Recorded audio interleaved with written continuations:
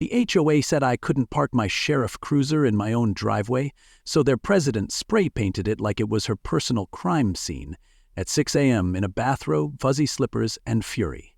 Welcome to Riverside Heights, where lawn gnomes got more rights than the law. If you've survived a power-tripping HOA, comment RIP below and tell me where you're watching from, because this war between a badge and a spray can is about to get absolutely insane. So I'd just moved into my forever home. 2-car garaged, quiet street, enough backyard for a barbecue and a bad idea, and what greets me on day one? A woman in a pink nightgown and slippers, looking like a retired Disney villain with a Red Bull addiction, tagging my police cruiser with the word violation, like she's Banksy on Neighborhood Patrol. This woman, Patricia Harrington, 52 years old going on medieval, had the kind of energy that made squirrels relocate. "Your vehicle is lowering property values," she screamed, shaking her can like a holy relic. I blinked twice, not because I was stunned, but because I hadn't even had my coffee yet. I'm not talking graffiti, I'm talking full-blown, abstract HOA rage art. Red paint on a government-issued car in front of a law officer's home. "Ma'am, you sure about that?" I took a deep breath, not because I was mad. Okay, I was a little mad, but because if I'd opened my mouth, I would have told her about all 17 state statutes she just violated before sunrise. Instead, I asked the world's most loaded question: "What are you doing?" She didn't miss a beat. "I am Patricia Harrington, president of this association, and this is a Class 2 offense. Lady, I've had insurgents point rockets at me with less confidence." Oh, here's the real kick. According to HOA Rule, March 2nd, 15 Section A, which she rattled off like she wrote it, no commercial or enforcement vehicles may be parked overnight in driveways. I checked. It doesn't exist. She had printed the rule from a blog post. A blog post written in Comic Sans. "See, I'm Marcus Thompson, Afghanistan vet, sheriff of Riverside Heights, and apparently the newest enemy of the local lawn dictatorship. What Patricia didn't know was I've survived mortar fire, federal audits, and 3 Thanksgiving dinners with my in-laws. A woman with a clip-on clipboard and attitude wasn't going to break me, so what did I do? I laughed, loudly.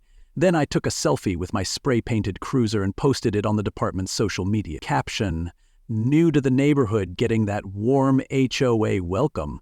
That post hit 10,000 likes before I could even scrub the O off my hood. Cops from 6 counties were tagging their own HOA horror stories. Patricia. She strutted back to her house like she'd just won the Super Bowl of pettiness.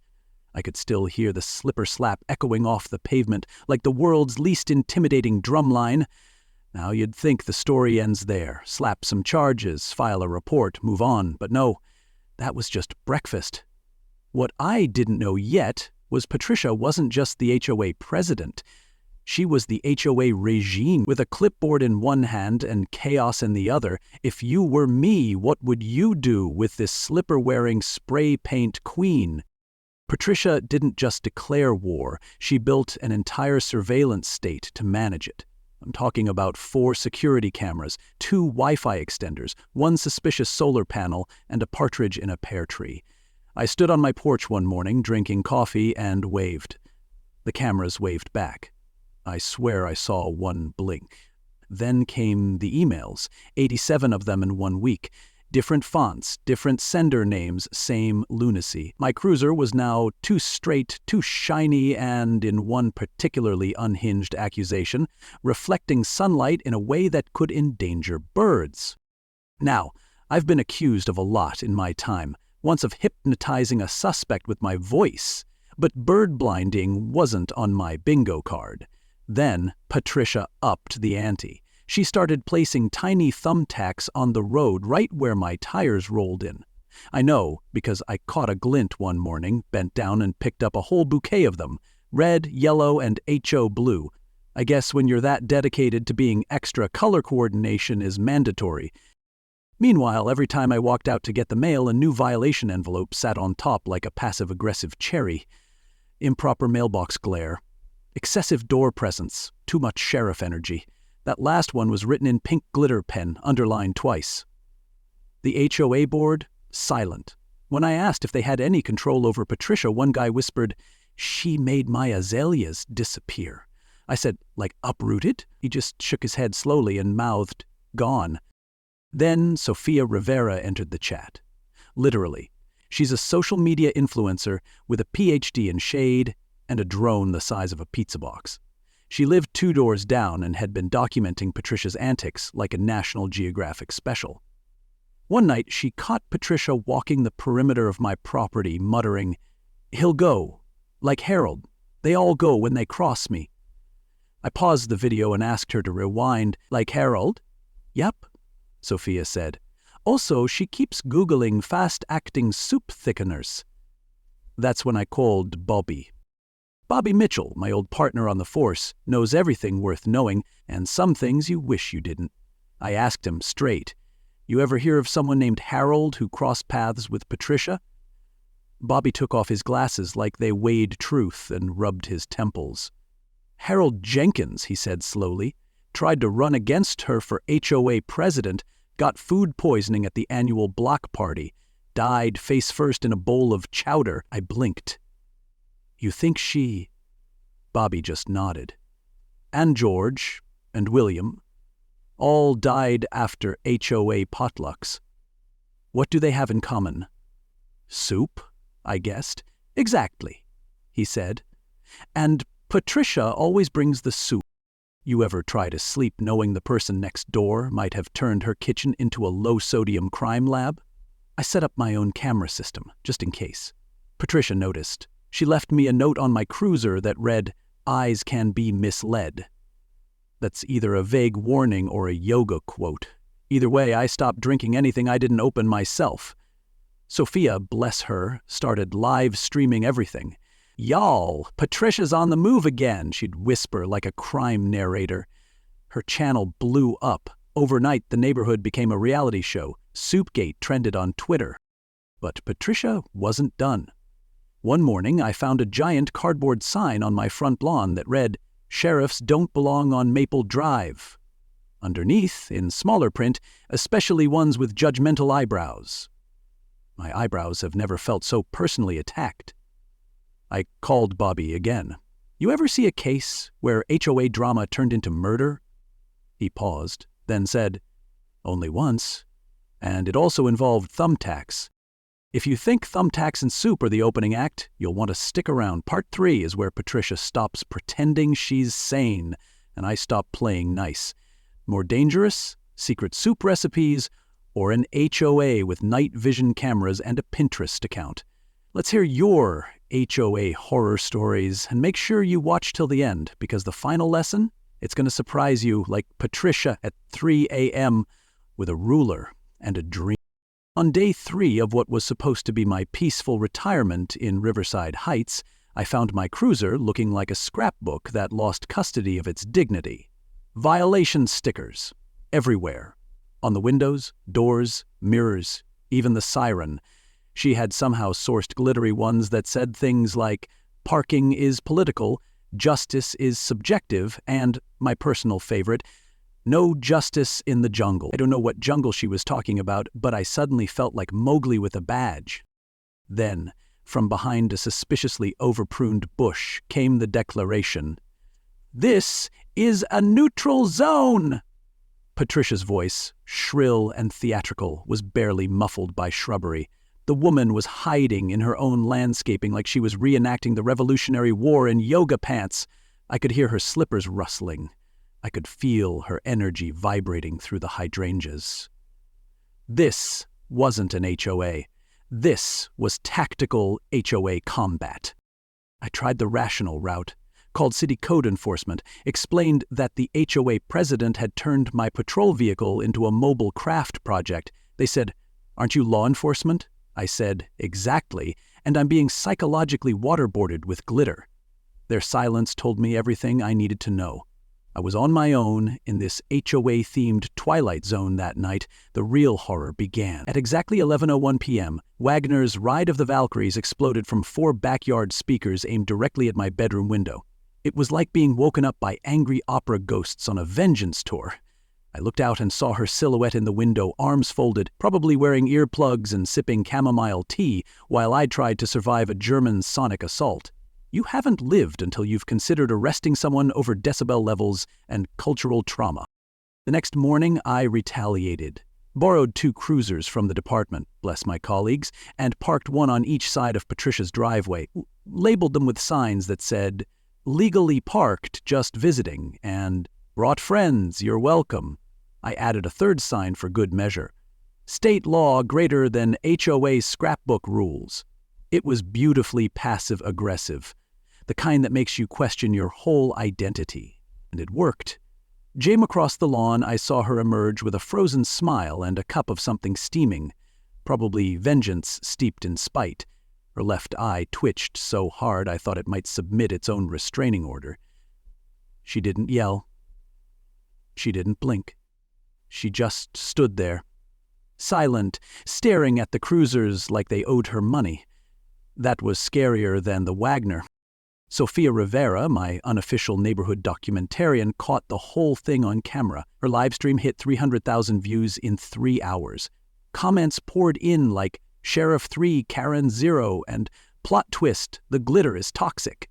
She started selling HOA-themed merch, shirts that said, "Neutral zone my butt," and coffee mugs labeled "Violation Nation." I bought 2 mugs, one for me and one for the cruiser, but the tension, it didn't let up. That night I found 3 pine-scented air fresheners hanging from my door handle. No note, just pine. Patricia's version of Morse code, apparently. Each one had a tiny violation sticker on it. Scent too bold, fragrance fatigue, and, confusingly, lawn impulse.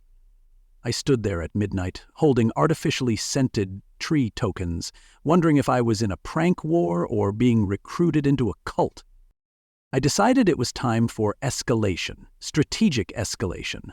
I started researching HOA bylaws, public nuisance clauses, and decibel ordinances like I was cramming for the final exam of Municipal Law 101.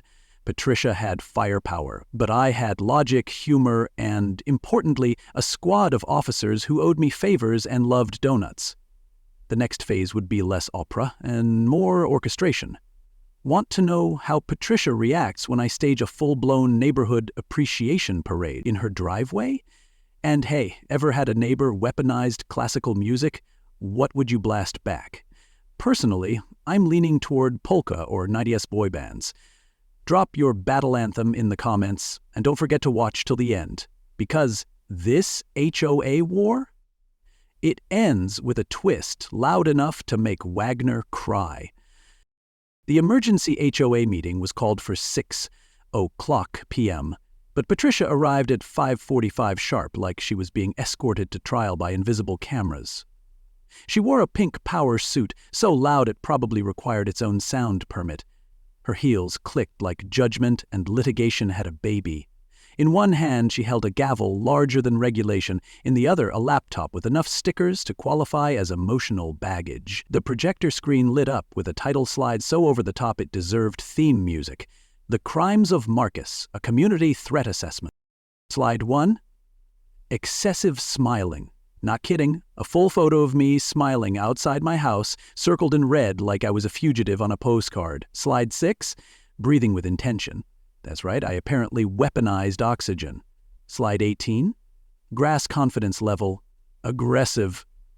By slide 32, we were analyzing a crushed potato chip on the sidewalk she claimed I dropped during spring of 2022. This chip represents decay, she declared like it was a Netflix documentary. I raised my hand as she clicked through with the vigor of a woman on her 4th espresso. "Patricia, I believe slide 45 is missing the spray-painted masterpiece you left on my cruiser. Would you like to correct the record for artistic integrity?" The room chuckled. Patricia did not. Her left eye twitched. Then she threw her gavel, full force. Unfortunately for her, it ricocheted off the table and smacked her PowerPoint remote, which skipped mid-rant to a video file labeled "for later."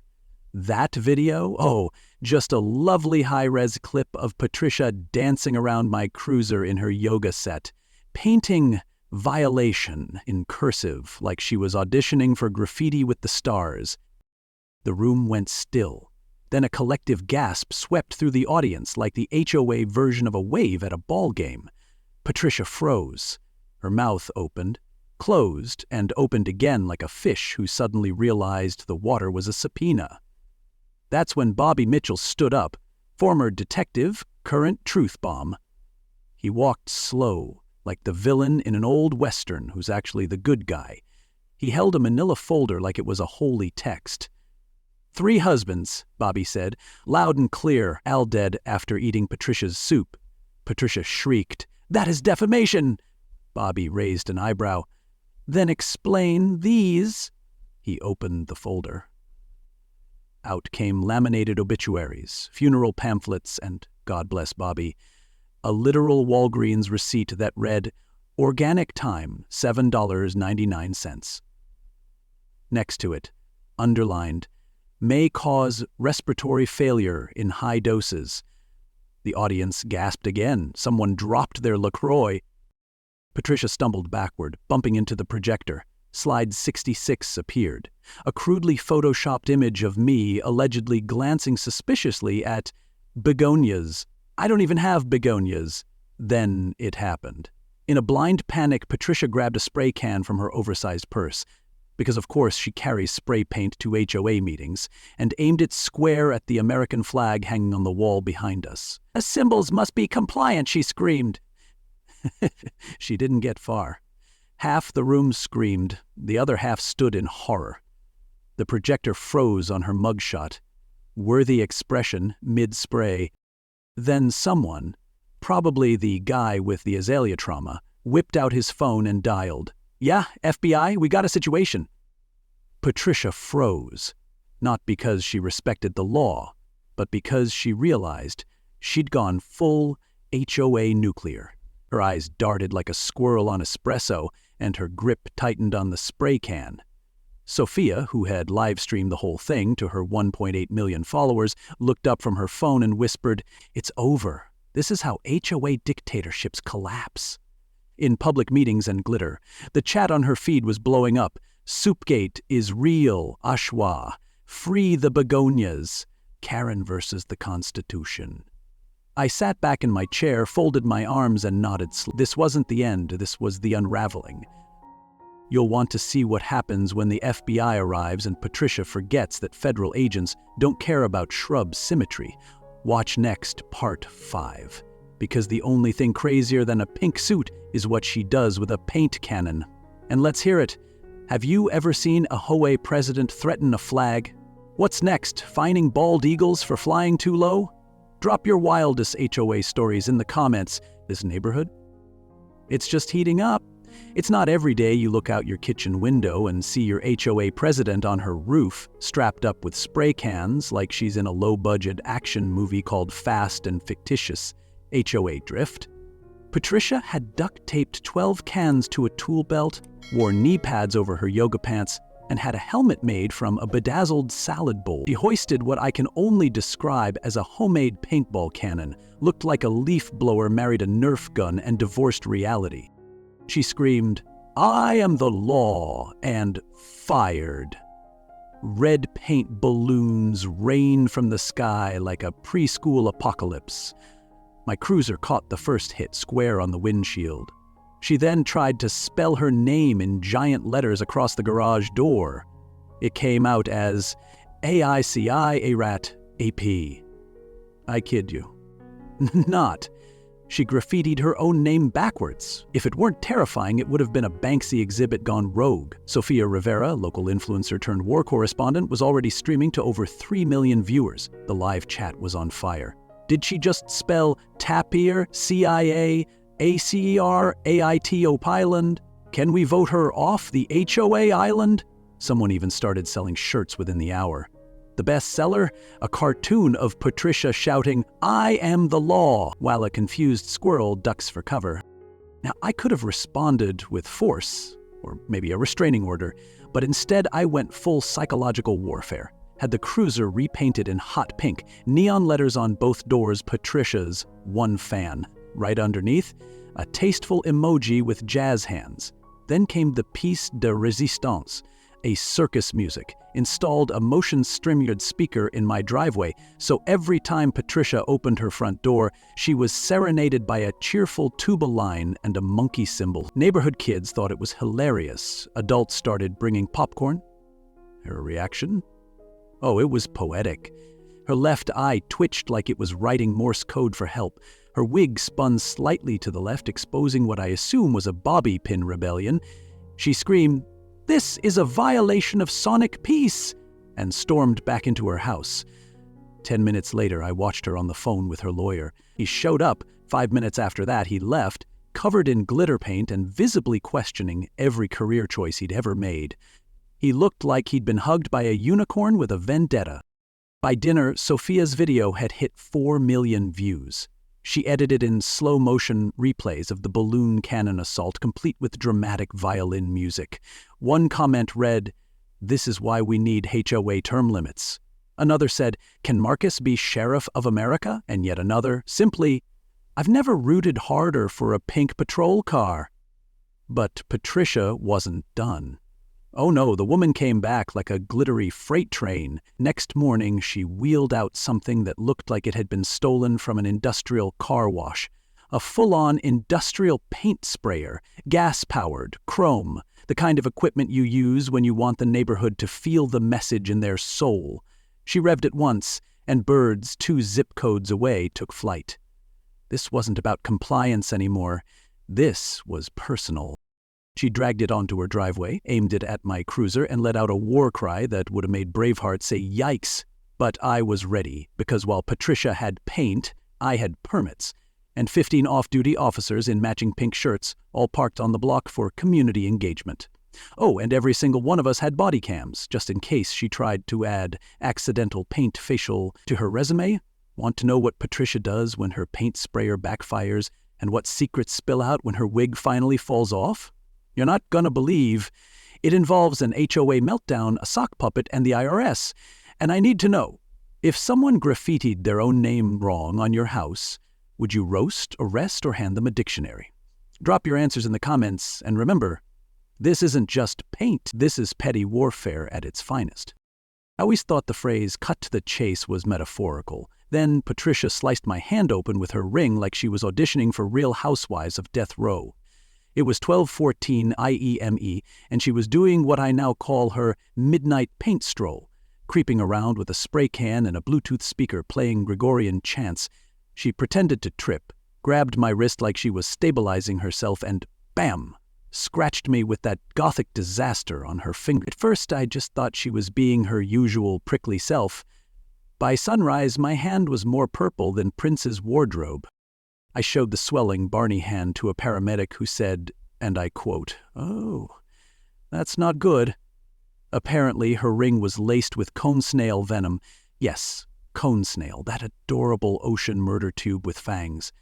It causes progressive paralysis, slow enough to finish your to-do list, but fast enough to ruin lunch. The paramedic injected me with antivenom so fast it made my badge curl. "You're lucky," she said. "Another hour and you'd be fully paralyzed. That ring's no accessory. That's a mollusk assassin." Bobby, who by now was basically operating like the Indiana Jones of HOA crime, broke into Patricia's house with a legal warrant and a crowbar labeled Justice. What he found? Hidden behind a closet wall, a secret room filled with 12 velvet ring boxes, each labeled Harold, George, William, Marcus. That's right, my name was in a villain's trophy room like I was the final boss in a low-budget thriller. Each ring had a different stone, a different poison. Bobby held them up like they were Horcruxes. Even the FBI guy had to sit down. Agent Stone, the straight-laced, no-jokes type, flipped open the case with my name and muttered, "This just went full serial villain." He didn't even blink. Patricia had been collecting victims like she was building a twisted Avengers roster. Cone, snail venom, scorpion resin. One even had a label, "Do not use before HOA potluck." I felt like I was trapped in a villain origin story that skipped the tragic backstory and went straight to felony accessories. Meanwhile, Sophia was breaking the internet. Her live stream, titled "HOA Karen Wears Death Jewelry, You Can't Make This Up," hit 1 million views in 3 hours. By dinner time, she'd sold 10,000 t-shirts that read, "I got violated by Patricia, and all I got was paralysis." Someone started a remix of her scream, "I am the law," mashed up with techno beats. It played every time her name trended, 7 times a day. The neighborhood was in shock. Mrs. Henderson fainted into a shrub. Mr. Tilson burned his violation notices in a ritual bonfire while whispering, "Begone, HOA demons." And Patricia? She was still out there, pretending this was all an overreaction. She tried to call a special HOA session to review hand placement guidelines and ornamental jewelry conduct. The board declined. And by declined, I mean ran out the back door of the clubhouse screaming. But we weren't done, not even close. Because while the rings told one story, Bobby had found more. Financial records, expired IDs, emails with subject lines like "Plan B, Harold's recipe," and "Reminder, replace wig glue before court." She even had a file labeled "Future Violations" with names, notes, and, wait for it, methods. My name? Circled in red, next to the word "snail kiss." That's what she called it. The moment I realized how close I came to being victim number 4, I sat in my cruiser, still proudly pink, and just stared at my hand. It didn't hurt anymore, but the reality sank in. I hadn't just been harassed. I'd been targeted, like a mosquito under a magnifying glass held by a maniac in yoga pants. Want to know how Patricia handles court when the judge won't let her issue violation notices for gavel technique? Stay tuned, because it gets wilder when the defense rests and then tries to file a noise complaint. Oh, tell me, ever get scratched by jewelry and need antivenom? Yeah, me neither. Until now. Let's hear your wildest neighbor tales in the comments. We're in too deep to turn back now. If you've never seen a woman defend herself in court using a ketchup-stained jumpsuit, a shoe gavel, and a slideshow featuring a cat in a Napoleon outfit, congratulations. You still believe in due process. Patricia strutted into the courtroom like she was headlining a rock opera titled "Violation Nation, the HOA Strikes Back." Her orange prison jumpsuit had "wrongfully accused" smeared across the back, in what we hoped was ketchup but could have easily been marinara. She banged a patent leather flat against the defense table like she was presiding over her own HOA kangaroo court. The judge didn't even blink. Poor man had already banged his gavel more times than a frustrated drummer. Patricia stood up and pointed. "Your robe violates Fabric Code 3.12, she shrieked, like she'd caught him wearing polyester in a silk-only zone. Then she tried to issue him a violation slip made from a Wendy's napkin and some glitter glue slide. 2 of her PowerPoint presentation was labeled, "Why OA President Should Rule the World." The slide showed her hugging a tabby cat dressed as Napoleon, with the caption, "If cats respect me, so should Congress." By slide 6, she had declared the courtroom lawn asymmetrical and unfit for justice. And when someone sneezed, "Violation, air particles not cleared for release." By hour 2, her lawyer looked like he'd aged 10 years and lost faith in both the legal system and eye contact. That's when Patricia fired him. Mid-testimony, she stood up, pointed at him, and declared, "You're fired for insubordination and tie offenses." He left with his briefcase, a 1,000-yard stare, and what appeared to be a fruit snack stuck to his shoe. She then proceeded to cross-examine. "The American flag? No, I'm not joking." She spun around dramatically, locked eyes with Old Glory, and asked, "Were you or were you not present during the defacement of my character?" She paused like she expected the flag to respond. The court reporter blinked so hard her glasses fogged up. The judge pinched the bridge of his nose and muttered, "Lord, give me strength or earplugs." Then came the knockout blow. Dorothy Simmons, widow of Patricia's 3rd husband, William, stood up with a USB drive and a voice that could cut glass. "Your Honor, these are audio files my husband recorded before he died." The courtroom went silent as the audio played. Patricia's voice, rehearsing how to cry on cue. "Now, sob gently, not too much. Think dead kitten, but make it classy. Another clip had her measuring spices while saying, 3 drops for Harold, 5 for George. William gets the garlic blend. Gasps swept the room like a bad smell. One juror clutched her pearls. Another whispered, "That's the soup lady?" Yes, sir. The soup lady who turned HOA meetings into auditions for Dateline. Sophia live-streamed the whole thing with the caption, "Live from the trial, Karen gone cuckoo." It trended globally within 40 minutes. Viewers across the planet learned what we in Riverside Heights already knew. Our HOA president didn't need a community code book. She needed counseling and possibly a culinary restraining order. By the time Patricia tried to call a recess by blowing a referee whistle and yelling, "Time out, peasants!" the judge had had enough. His gavel came down hard, like justice wearing steel-tube boots. "That's it," he declared. "Verdict, tomorrow. Bring a helmet." Want to see what happens when Patricia hears her sentence and responds with the most colorful, chaotic, spray paint-fueled meltdown ever seen in a courtroom? And tell me this, should HOA presidents be screened for soup behavior? Psychiatric tests or pantry inspections? What's the better policy? Drop your verdict in the comments. The gavel dropped harder than a toddler denied juice. 25 years, no parole. The courtroom erupted, not in gasps but in collective relief, like someone finally unplugged a fire alarm that had been going off for a decade. Patricia didn't go quietly, oh no. She flailed like a reality show contestant eliminated mid-confession. "Violation. Carpets off-center. I'm still the HOA queen," she screeched, kicking one bailiff in the shin and hurling a paperclip at the judge like it was a ninja star. Her toilet paper crown peeled off mid-scream, floated gently to the floor like a sad white dove, and landed in a puddle of marinara she'd apparently smuggled into court. Because of course she did. As they dragged her away, Patricia was still yelling about symmetrical hedges and gavel acoustics. One of her socks flew off, smacked a court reporter, and left a tomato-shaped stain. Nobody knows how it got there. Nobody asked. We were just grateful the reign of spray paint and soup-based tyranny was finally over. Fast forward 6 months. Guess who got elected HOA president? Yep, me. I took the job with a heavy heart, a pink cruiser, and a promise. No more power trips, no more 800-page novels disguised as rule books, and no more hidden rings of doom. First order of business, we shredded Patricia's HOA handbook page by page, then threw the confetti in the air like it was the 4th of July. Our new HOA rules fit on a single napkin.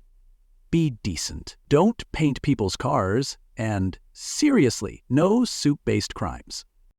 To celebrate, we hosted Patricia Day. Whole neighborhood showed up dressed in pink suits and dollar store blonde wigs, carrying glitter spray cans and shouting "violation" at bird feeders and crooked lawn chairs. Kids got to fine adults for bad parking, and we raised $80,000 0 cents for HOA abuse victims.